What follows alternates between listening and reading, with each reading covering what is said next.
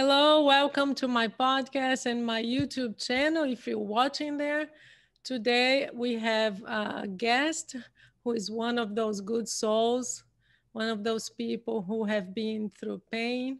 He is a suicide attempt survivor who turned his life around, and he's going to share his experience with us.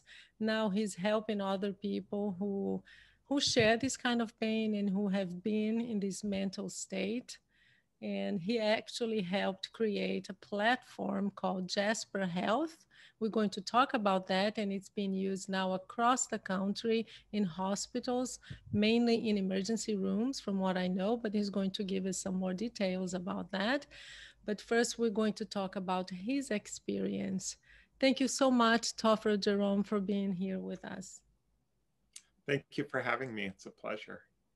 Well, it's a great pleasure because I think that your kind of testimonial is one of the most helpful ones because so many times, and you know this, I'm sure, people who are in such pain that they're contemplating suicide, they think that they're alone. They think that there's something crazy and wrong with them, that they're broken, and that nobody feels what they're feeling. But here you are, someone who have been through that kind of pain and also who is here with us today to show them that there are other options and you can turn your life around, right? And that it's temporary.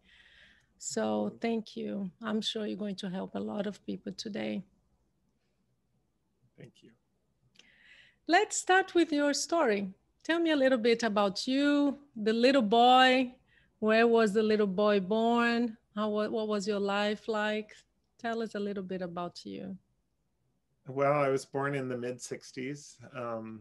When I was about 5 years old, my parents started a hippie commune in the Wow. mountains of Pennsylvania. Mm-hmm. And we moved there. And, it was, the early 70s at that point. And, it was kind of a crazy atmosphere. Um, they didn't send me to school, which is interesting. They had the philosophy of letting them learn. Kids will learn what they need to learn as they grow up, and so I was basically unschooled, and which added a whole nother element to my story. But I was surrounded with drugs and alcohol that was super Mm. accessible, and I think one of the things, as a little kid, I just was incredibly anxious.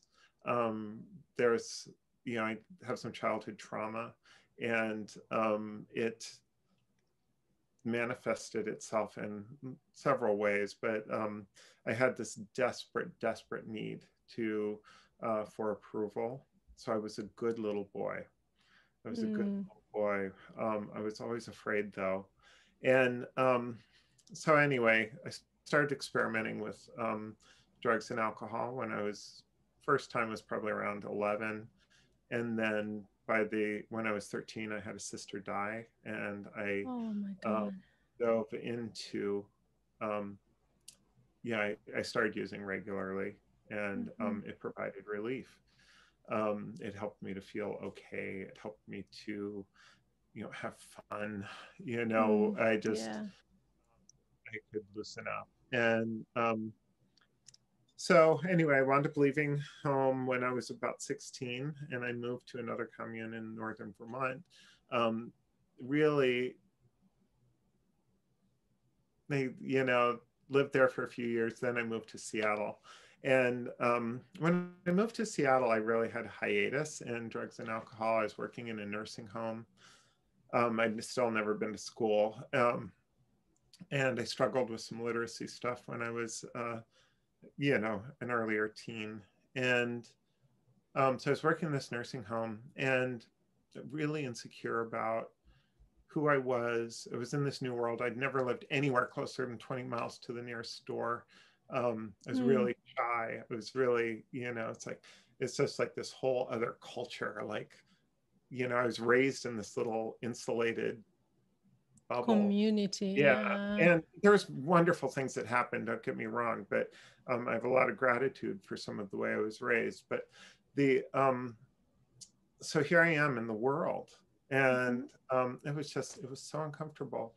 And at this nursing home, a couple things happened. One is working with people who are at the end of their life. I was an activities person, and they're telling me all about their regrets in life. And I'm also working around all these nurses' aides and staff who are paycheck to paycheck, always negative, burnt out, and I just realized I had to do something about my education. So I wound up going to school, managed to get a college degree, which was a miracle. And through that process, I really started drinking. Um, and I was talking to somebody and I went to see a therapist.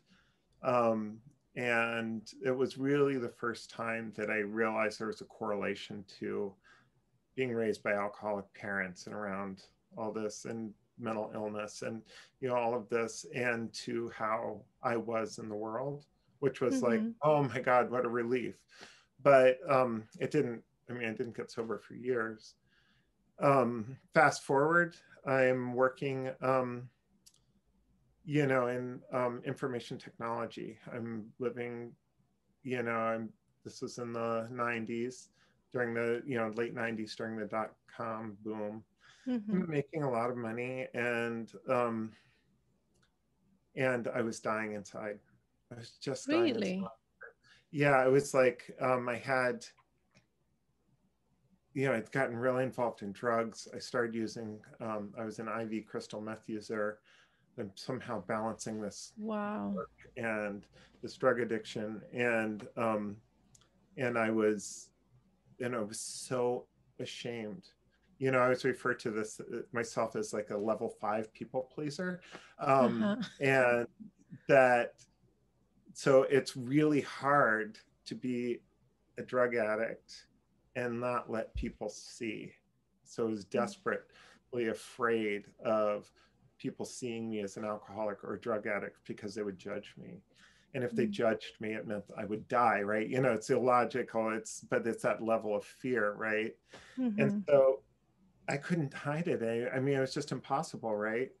And the only way I could see my out of this was to die. And so I made How the old were you? How old were you then? I was 31. I had a couple earlier attempts, which were, I always had this desire to die, right? So like I had suicide. It was like this thing I hadn't stuffed away in my pocket that I could do at any point. And I didn't ever tell anyone. A few times I had I dabbled in it, just out of pain, right? But this one attempt was, I meant it. I meant it. I wanted to die. I wanted off the planet. I could not stand myself in my life any longer.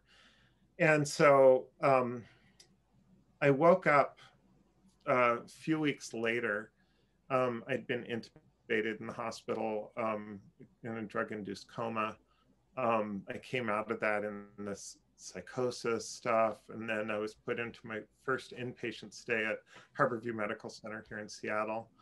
Harborview saved my life, and I went through the program, the inpatient program. They tried to get me to go to chemical dependency treatment. I agreed to go to an outpatient program, but I wasn't, I had no intention to stay sober. I was being discharged back to the same life I was trying to get rid of. And there was no support after I left the inpatient unit, and that was it. There's no follow-up. There's no, I had this appointment for, 10 days later with a psychologist or something, which I probably didn't go to. And so anyway, that was obviously a very traumatic experience. I almost died. And I'd made this promise to my family. I am so close with my sisters, much more so now, but we've always been tight. And I made this promise I wouldn't do that, which ultimately saved my life. In subsequent attempts, which I my family didn't know about at the time. Um, that's always, it's always this battle, right? It's Mm-hmm. like, I want to die so bad. And I refer to it as like, I was finally one time really at the point of being serious about it again. And I couldn't do it because I didn't want to hurt the people I love. Of course, And I yeah. couldn't stay alive because I was in so much pain. And that was Mm-hmm. that conflict, that Mm. awful, awful conflict. It's like, and my pain was intolerable, right? You know, it's like, and I finally, I refer to it as like sort of a point of surrender. It's like, Mm-hmm. I've got to do something. So Yeah, back so to it's like the turning point, right? Uh, exactly. uh, Topher, before you continue, I want to go back because you said so many things and I had all these questions and now part of them are gone. But anyway, I remember a few. But you were talking about maybe two or three times you mentioned that saved my life. So you talked about the first, I think, experience with therapy. You talked about the inpatient treatment that kind of saved your life, and also your love and your dedicated commitment to your family. These are three things that you use the word saved my life.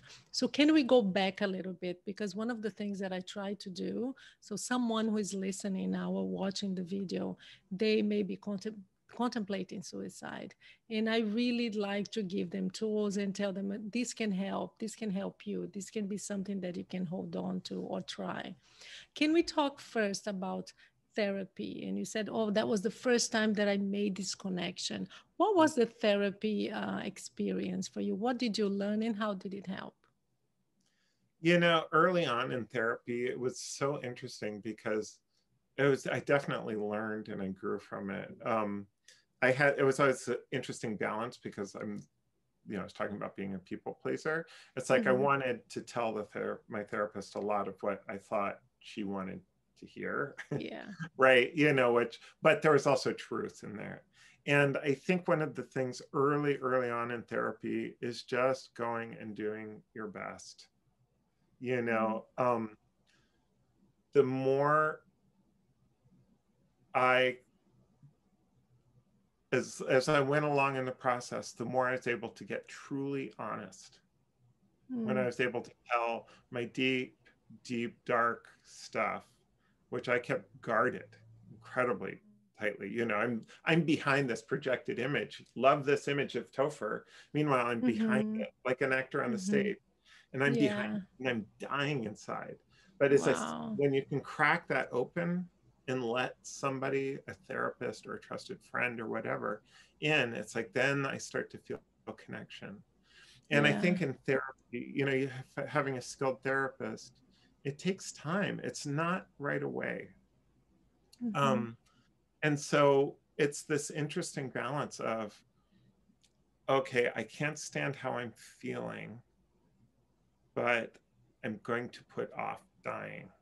I'm going to put it Mm-hmm. off today. I'm not going to do Yeah. it today. At least for a And you, while. you hear about this kind of stuff in substance use treatment too, right? I am not going to drink today. I'm not going to use Mm-hmm. drugs today. Yeah. Put Little it by off till little, tomorrow. right?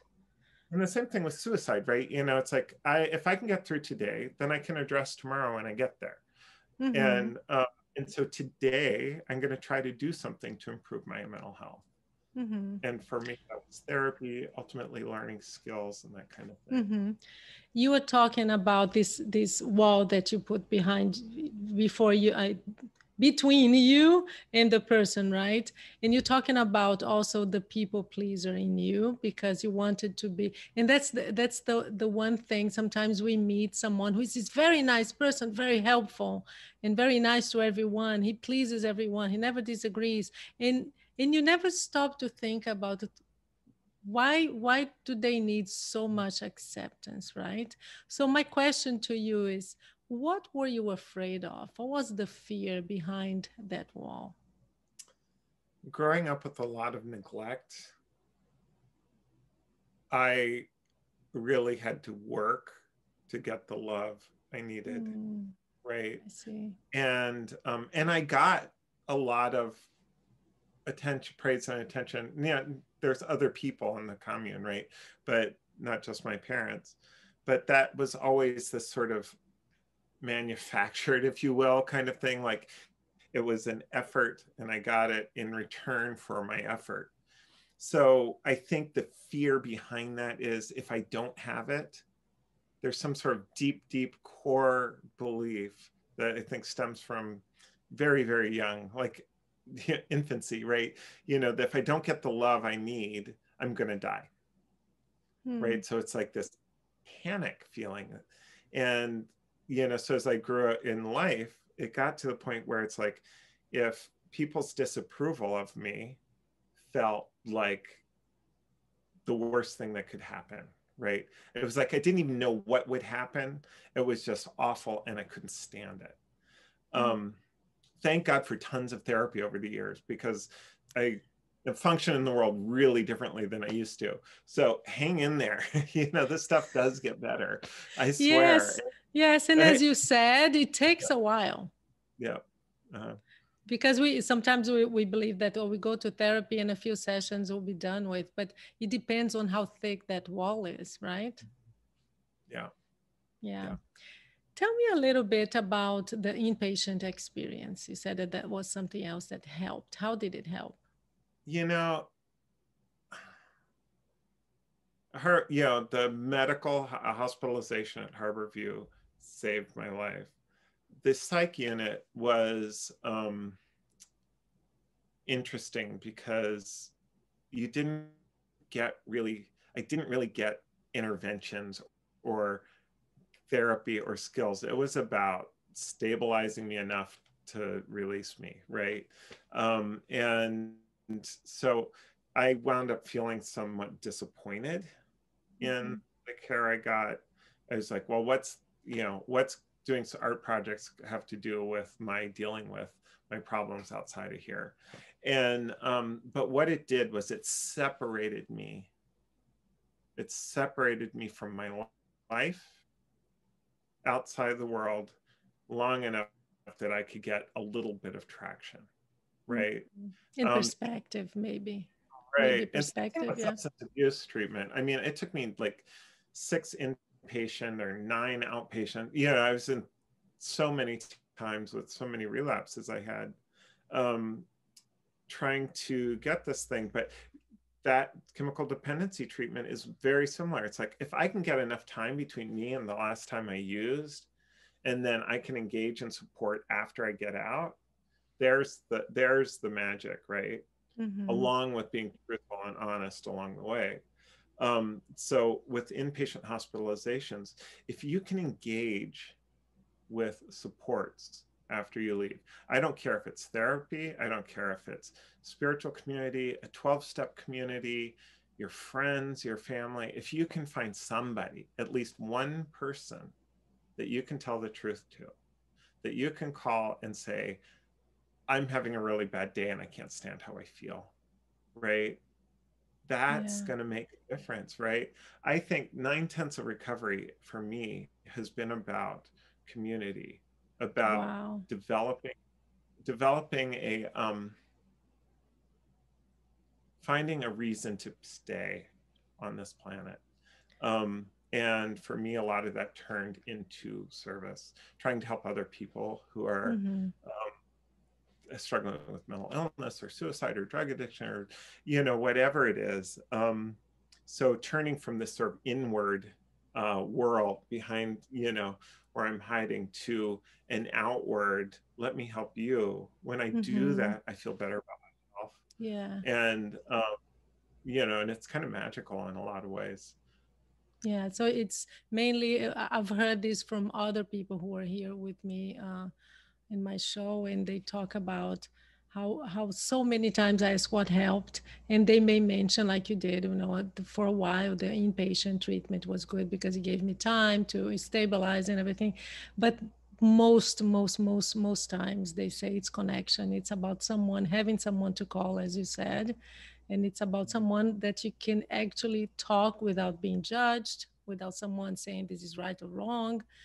And I was wondering, and this is something personal to me, it's something that I'm still trying to understand about my brother. He had substance use disorder as well, addicted to many different kinds of drugs. And I often think about this need for connection. And I wanted to ask you, when you were there with your group of peers, because usually you get together with people and you do drugs together. I don't know if it happened to you, but is that also a way to find that connection, even if it's through pain? Yeah, I mean, yeah, definitely. I mean, I developed people I used with a lot of strangers. Um, and, you find each other online and you go use drugs and whatever else. And that is definitely a connection. Um, it's as good a connection as you can get.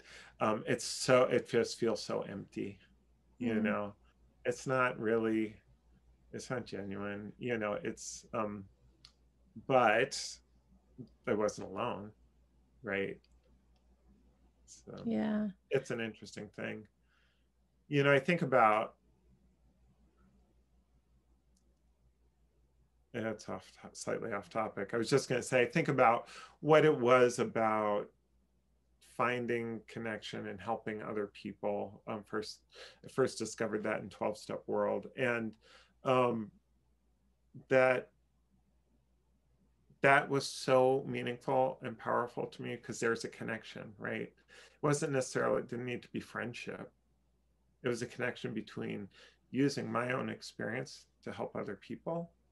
That's how I wound up becoming a peer counselor at Harborview, like, I don't know, 16 years ago or something. And that's using my lived experience to help with mental health issues to help other people. And that whole shift from information technology was based on this idea that if I'm supporting other people, I'm doing better myself. Hmm. So throughout that process, I'm building a community of people outside of work, but my work then has meaning.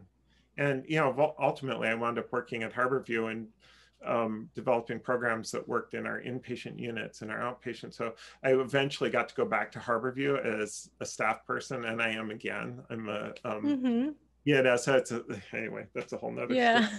But all of that's around service, right? Yeah, yeah, it's about turning your pain and your experience into, okay, let me see what I can do to help others. Yeah. Yeah. Tell me about your family. How did they react to your attempts and also to the times when you were using drugs and having a hard time? I hid from them a lot during that time.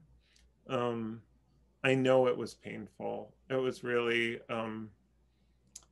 through some of my healing work that I've done with them, I've got to hear how frightening it was, awake at night, worrying, panic, um, the frustration. Um, I have an incredibly loving family, and throughout that, I still knew they loved me at but I was so ashamed of what I was doing. I would hide, right? And so, um, that major that one suicide attempt I used as an example, um, they had no idea what was going on with me, right?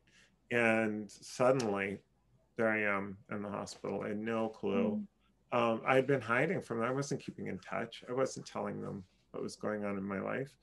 And so the shock and the fear and the extended hospital stay and them coming to see me and staying with me and being by my bedside when I was unconscious and when I was conscious. And so then later I would relapse or go out with drug and I'd disappear again. And every mm. single time I did that, they had no idea if I was alive or dead. And that was awful. It was It felt must have been very scary for them. It Yeah. was, and it was so painful for me to know I was doing that, and then I Hmm. couldn't help it. I was just powerless over Yeah. what I was doing, and so anyway, that's also work is repairing those relationships, but Hmm. relationships can be repaired. Not Yeah. all of them, but for the most part, if you pay attention and you get real.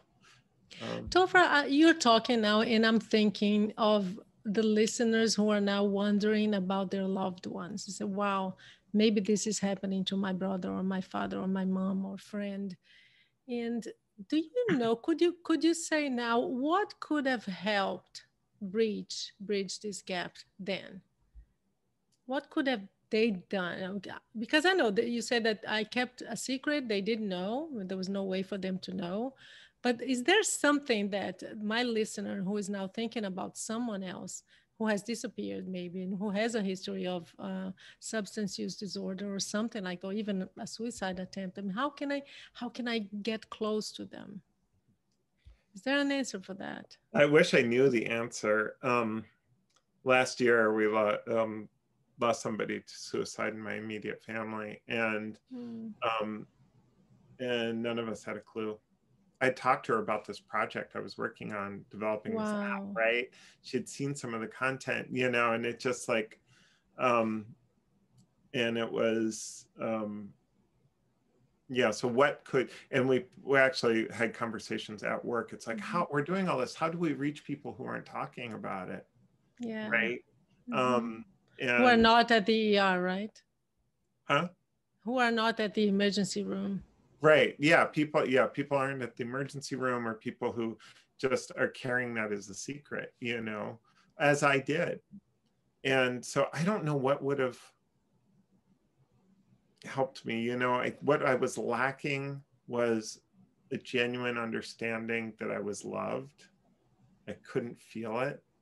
But in Mm. my case, I was also dealing with substance abuse. So, Which um, changes everything, right, in your which does, brain. people Yeah. aren't going to get too close to me, right? Mm. Nor would I let them. I wouldn't let anybody I love close to me at that period of my life. So, how to get through that really, I think, is about, really looking for the intense pain points.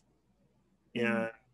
And, um, and for me, it's like identifying it as a bottom, if you will. I've reached my bottom, and it's a turning point to turn my life around. But how do you see that from the outside? Um, I don't know. If you see It's people tough. Yeah. yeah, there's things some people do, like preparing, giving things away, The passively warning talking signs. about it. There's all these warning signs. And if that happens, I think it's really important to address it head on. You know, you're doing Mm-hmm. these things, and I'm worried that you want to kill yourself. Mm-hmm.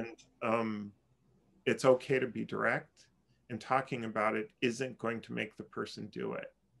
It can Yeah. have the opposite effect, right? And I think so many people who have loved ones are afraid to To go ask there. the It's question. uncomfortable, Yeah. right? And I mean, one of the reasons I'm public, right? I'm doing your podcast. I'm part of an organization called the Stability Network, which is all professionals who are open about living with mental health challenges, and to make a difference in the world. And all of that work is because I want people to know it's okay to talk about it. I've Mm-hmm. been through it. It's okay to open up. No, but people don't have to be as public as I am, right? You can keep it very private. But the idea is that you can recover, and and that there shouldn't be shame. There's nothing wrong with being in pain and wanting to end that pain. Mm-hmm. The way Yeah. that many of us know how to end that pain is by wanting to die by suicide. And Mm-hmm. um, and there's nothing wrong with that, right? It's just the way that I learned how to function in the world. The Mm-hmm. problem is that doesn't work for me after a while. It's like I need another solution. Otherwise, I might actually wind up taking my own life. And so it's a matter of recognizing when I go there, because it still comes up. I have a bad Yeah. day. Like, I don't And want that's to. the other thing too that we talk about in this app, in this podcast as well, is that you don't get rid of it. It may come back, and that's okay, Yeah. right? Yeah, Yeah. don't Oh my expect it to God. go Yeah. away. Don't blame It's not yourself. a disease, I right? It's thought, not a disease that you're cured of. it may come back in tough times in your life, and keep going, look at it, say, okay, here you are again. What can we do, You know, right? I look I look at it as yeah, it's like, oh, there you are. And then there it is. And it's like, what happened? What was it in my day that led to these thoughts? Right. And I can usually find what the trigger was. Right. It Mm-hmm. was, I mean, it can be something so small, like somebody I said good morning to didn't say good morning back. You know, it's just like, Rejection, I yeah. yeah, I joke sometimes. It doesn't take much. Sometimes I can stub my toe and wish I were dead, right? You know, it's when I'm triggered for whatever reason. And then it's like, so the biggest challenge is, oh, there it is. There Mm-hmm. it is. There it is in my head. Now, what am I going to do? And I have all this stuff I can do to make myself feel better. Mm-hmm. Skills, reaching out to people, just naming things that are in the room, you know, some basic Yeah, mindfulness. some grounding Yeah. exercises, And yeah. um, anyway, I keep going Well, off topic. You just got no, me you're not off topic at all. Uh, well, before we go into Jasper Health, just one last question. We talked about, okay, if someone is listening and they're thinking, wow, someone I love may be going through that suicidal thought, and how can I bridge the gap? But what about those who are listening and thinking, yeah, I have that ideation. It's always in my mind, and I'm thinking about it right now. What would be, and it's so hard to reach out sometimes, right? So what would be your suggestion for that person? What would be like the first steps? You know, my first thought is you're watching this podcast for a reason. There's something in you that is curious about, you know, it might be, is there relief? Just curious, like, oh my God, I want some validation. There's other people who feel suicidal. Like, you know, that can provide relief, you know. So start with that concept. If you're watching this, there's something in you that wants a change, right? If you can admit that, even though you may want to die a lot, then reach out for help. Tell somebody who's in your life. If you're really serious and you're really close to doing it, call 911 or go to the emergency department. You know, it's, your life is worth saving. And there is I mean, if I look at my life today, it's a miracle, you know, long-term sobriety. And it's just, I have a really wonderful life, even though I struggle sometimes. And I believe that can happen for you. Um, it takes some work, and it takes making a decision. Making a decision. I'm not going to die today. I'm going to reach out for help, even if it's embarrassing or I'm ashamed or what have you. And you know, I believe that anybody can recover from this. Um, yeah. Thank you. Thank you. That's very, very helpful. So let's look at Jasper Health. Tell us about it and how you helped create. It's a platform that helps. Well, you. It's better Yeah. you. Yeah, it's better you Um, explain to us. yeah. And just so the I know it listener very well. know, and What? just so the listener know, if you want to, he's going to share his screen. So if you want to watch the video on my YouTube channel, Understand Suicide, you can, but he's also going to explain. So if you're just listening, it will be just as good. So Jasper Health development was initially funded through the National Institute of Mental Health to develop a tablet-based intervention for people who are suicidal while they're in the emergency department. It is a sort of a multi-dimensional tool. The patient uses the tablet, and it has a virtual guide, you know, artificially intelligent powered chatbot, which walks them through first through a comprehensive suicide risk assessment. It helps them build a plan around lethal means safety, right? How to stay safe, get things out of your house, you know, whatever that is.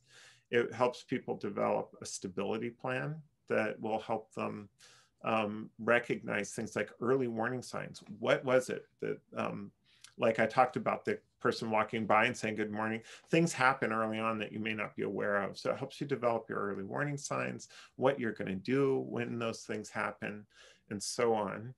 Um, and then it has a library of, 60 or 70 video clips of people like myself, I'm actually in it, um, who have lived experience with suicide. Wide variety of demographics, different ages, and sharing 2 to 4 minute clips based on a whole wide variety of topics. I did all the video work. I found the subjects and did the interviews and the Cool. video editing. Very So good. that whole body of work I'm very passionate about, because I also did much of the bedside research with people while we were developing it in hospitals around the country. And watching people respond to those videos was incredibly powerful. People tearing up, saying they Wow, can didn't realize there was imagine. somebody like me. I didn't realize I don't feel as alone. People saying things like, "This is the best experience I've ever had in the hospital." So it's was so powerful, and Because it's about connecting, right? It's seeing right. that I'm not alone and this happens to other And it's people. so amazing to watch that happen through a video, right? Because the subjects are looking at the camera. Anyway, and so it has a section on comfort and skills. So it has a whole library of things to help distract in the moment, whether it's videos of puppies or crackling fireplace, as breathing exercises to help you regulate your emotions, distress in the moment. And then it has a whole library of skills, like a lot of DBT type skills, things you can do both while you're in the emergency department and when you go home. And one of the coolest things is that there's a companion smartphone app that has all of the content you had while you're in the emergency department at home, and it includes your stability plan, right? And if you're in crisis, it has a button. You click on the stability plan on your crisis button, and then it brings things from your stability plan up in a very easy step-by-step way to use to help you get through the crisis in the So moment. stability would be like a safety plan. Yeah, yeah. Can you And give us can you give my listeners just an idea of what that safety plan could look like? um yeah, so drawing a blank. So things like I talked about early warning signs. When am I getting into trouble? What are skills I'm going to do when I recognize I'm in trouble? It's go for a walk, pace breathing, call a friend, go for coffee, listen to music, whatever works for you, right? And it offers a whole bunch of suggestions to help. Um, it has contacts, so you put in your contacts for supportive people, and it's right there, easy to use. It has you can favorite the videos that you've watched in the app, and it'll add those to your stability plan, so they're very handy. So this video is meaningful for me, I can click on it right there and I can watch it. And it has your reasons for living, which is something you do part of the suicide status interview, and that type of thing. So they do that before they talk to anyone, before they see a doctor. They're staying right there. That They're sitting in the emergency room. that depends on the healthcare system. Different systems are implementing it in different ways. A lot of people will do what they call the Columbia, which is a brief screening tool to determine if the person is in a suicidal crisis. And then sometimes this is when Jasper's introduced to the patient after, this person's suicidal. Okay, here's this tablet. Maybe you can use it for a while and see how it does. The tablet also produces a report for the providers to help them to help inform their decision making about the care pathway. So it goes both ways. Yes, it does. And there was something else I was going to say about it. So the entry point could be after the mental health person comes in and does a full assessment, right? Ideally, people are getting Jasper early on in their stay, so it's going to make a difference to help reduce their distress so that they might not have to be hospitalized. Yeah. So it really depends on the healthcare system. A lot of people are doing it after the full assessment. So and that's it's complex for the reasons why. But ideally, the person comes in, they're roomed in the emergency department, they're medically cleared by their doctor, they've had the brief screen, and the patient gets to use Jasper, and Yeah. it's all self-driven. It sounds like the best place actually for this, because I'm wondering here. We know, especially now during the holidays, COVID has made it worse. We know there are many people going to emergency rooms because of suicidal thoughts and suicide attempt. And I'm just wondering here, someone in that state of mind who actually goes to the emergency room, but they get there and there are like 10 people ahead of them and they have to wait. What do they do with that time, right? So that would be, it sounds like the That's perfect really one time. of there's so much waiting, and one of the things it has, it'll walk people through, what to expect while they're there. Um, so two things I want to say. So that's one of the most, I remember being in the emergency department several times, being locked into this room and just having no idea what was going to happen. Who's going to come in the door next? When is something else going to happen? And just the anxiety that, so it tries to address that, gives them something to do while they're waiting, which can really help, because a lot of times people's things are taken away. And the other thing I want to say is this was originally developed for emergency departments, but they've learned, I've left Jasper. I'm now working for Harborview, implementing Jasper at some hospitals in Washington State, but they are developed, it's being used now in other crisis settings, inpatient units. So even though it was originally geared towards emergency departments, they're finding it incredibly helpful. Of course, it makes Really, sense to be everywhere. It makes sense to be everywhere. I hope you develop an app or something that people can use without needing to go to these centers too, because it just sounds wonderful. Right. It's really Well, cool. let me know, okay? Because when you do, I want to Yeah. let my listeners know. Can you Yeah. share, to end our interview, can you share a video with us, one of those testimonials? Do you have anything there that you could share Yeah. with us? Okay, hang on. I have to. Okay, so as I mentioned, there's the four different sections, the shared stories, which has, all the people I talked about, um, and a whole bunch of topics. So these are the topics that people have, um, addressed in their interviews. And so say you click on somebody and you really like what they said, then you can go here and then you can see all the topics they talked about. So like in my story, I listened to, Kalichi. I really liked it. What else did she talk about? And you go down here and listen to what she said. I'm just going to play 1 minute of her story just to give you a taste. Okay. About 1 minute and 20 seconds.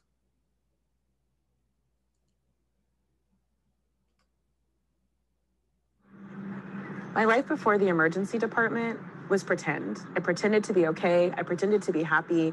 I just tried to make everyone feel comfortable, and I was breaking down inside. And, when something traumatic happened, I could no longer pretend. I had to break the mask. And that led me to a suicide attempt. Once I was in the emergency department, I did make some decisions.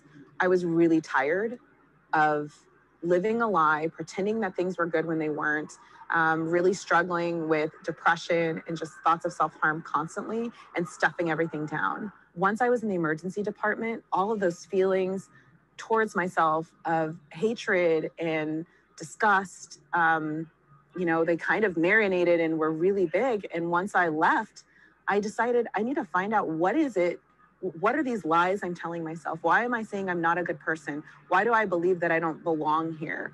What is going on to make me think that this person in front of me isn't worth it? And I wanted to interrupt those thoughts because there's a reason I survived, and I decided to figure out what that reason was. What my life now. Anyway, that gives you a taste. Yeah. This topic on relationship to suicide is fascinating. It's people talking about how they are real, how it's changed, right? I still think about Mm-hmm. suicide, right? I don't Yeah. act on it. It doesn't happen very often, but it does come up, right? And so Uh-huh. it's about that relationship. Or my wish for you is people talking and saying, like I did earlier, like, I believe you Yeah. can get through this. Wow. And Wow. Topher, so, you have to find a way to get this out there for more people than, without them needing to be in any kind of yeah, emergency room or clinic or anything. I hope that's where Jasper goes. I yeah, really that would do. be wonderful. Um, Okay, can you stop sharing so yeah. I can end looking at you and not at a screen? Thank you so much for being here with us. It's going to be so helpful for my audience. Thank you, It's been a Topher. pleasure, and I hope that this helps. It does. I'm sure it will.